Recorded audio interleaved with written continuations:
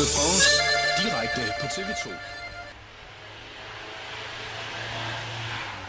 I 1996 vandt jeg en etape, som ingen havde regnet med at vinde.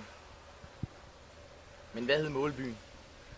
Var det Alpe d'Huez, eller var det Superbest? Mener du, at svaret er Alpe d'Huez, sender du en besked med tur A til 1212. Mener du, at svaret er Superbest, sender du en besked med tur B til 1212. Så var du rigtigt, deltager du i konkurrencen om Rolf Sørensens første cykel. My milkshake brings all the boys to the yard, and they're like, it's better than yours. Damn right, it's better than yours. I could teach you, but I have to charge. My milkshake